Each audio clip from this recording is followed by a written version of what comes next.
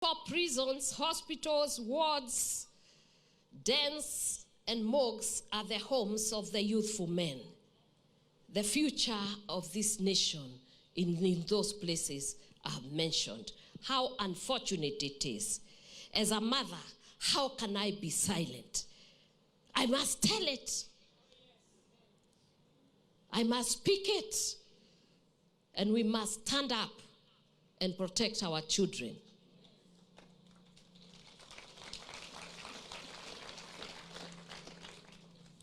Clergy and teachers, we are called to serve. To serve God because we are called to shine brightly in the world and to shine brightly in a world that is filled with mental illness, depression, and darkness. We must become beacons of hope, love, compassion, and we must stand out of the crowd and make positive impact to our young people, communities in these times. My dear students, nobody lights a lamp and puts it under a table. You are the lamp, fueled by the Holy Spirit, and you must shine on the mountain of your school, your neighbor, your community, so that your future and the future of your children will be brighter. I believe when I look at you and you look at all these people, 5,000 pastors, some of them in 30 years, they will not be there. It is the truth. I know we don't like thinking about it. The future is just standing behind you there. So we must be able to have something called succession management. We start to mentor our boys and girls and position them so that they can take control of their future. It is unfortunate they are the ones who are teaching us integrity. As a mother, the other day I watched and I said, God, you are great and wonderful God. They are asking us to have integrity. They are asking us to be free of corruption. They are asking us to be bold and courageous. And here we are.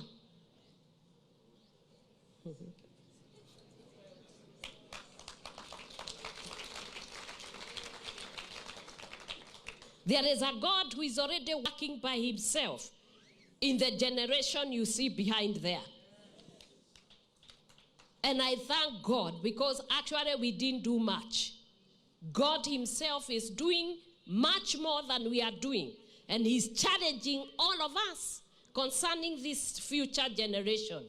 And he's asking, will you stand up and be able to mentor them, disciple them, and make them what they are supposed to be?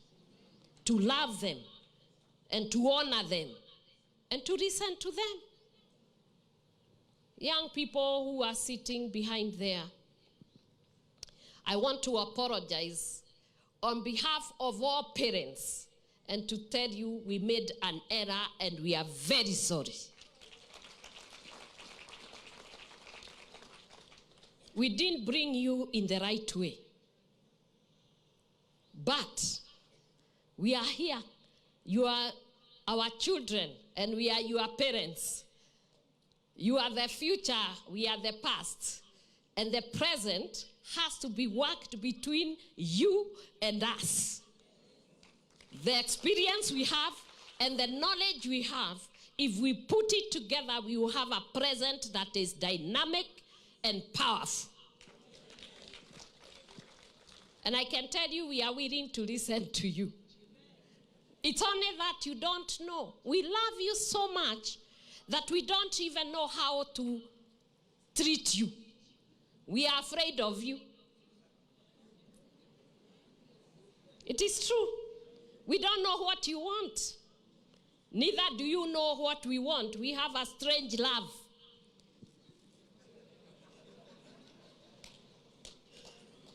Asking you that, Lord God Almighty, what we have committed to do, that this nation, oh Jehovah, will be a sober nation, We pray that the economic drivers who our children that are sitting with us today, they will become ambassadors and they will go and speak to their brothers and to their sisters.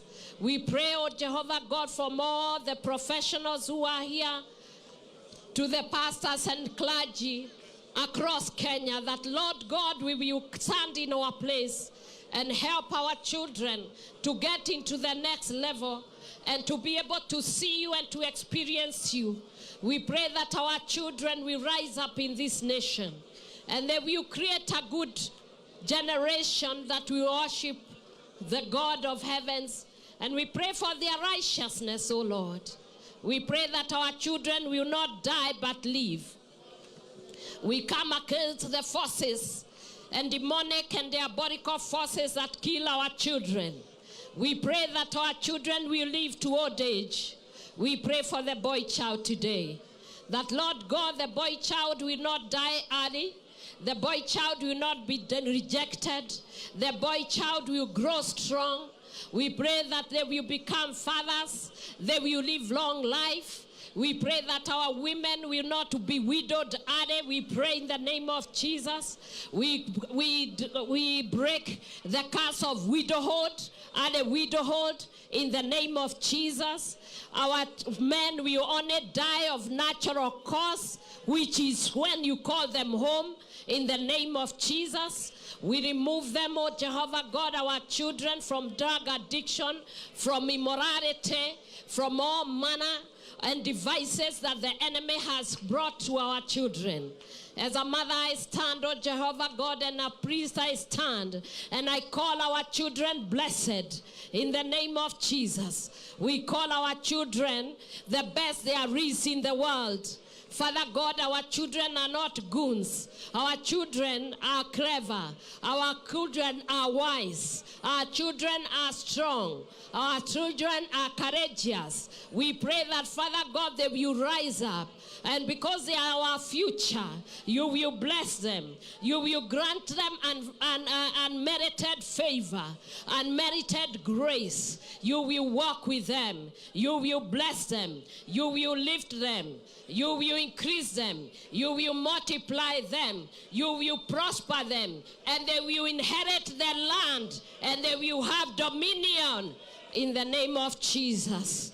We thank you, we glorify you in the name of the Father, the Son, and the Holy Spirit, and we all say, amen. Our children will inherit the land, and our children will inherit the wealth of these nations, not only in Kenya, but Africa. Our children will not suffer the way we have suffered. Our children will not be caught up in the web of corruption. Our children will be righteous. Our children will be great leaders. Our children will inherit the land, and we say, amen. God bless you. God honor you. Watoto wangu, Mungu awabariki sana. Semeni amen niwasikie. Sema tena amen. Mungu atawabariki, sema amen. You pass your exam, sema amen. You be great men and women, sema amen. It shall be well with you, sema amen. In Jesus' name I love you. God bless you. Asante sana. Tumpongeze kwa makofi jameni mazuri. Mgeni wetu rasmi, shangwe na vigelegele jameni. Tukisema ni asante sana mgeni wetu rasmi kwa hotuba yako nzuri na wosia wa hekima. Ni muombe sasa Askofu Charles Kababu aje aombe chakula kisha tuweze kuondoka. Karibu sana.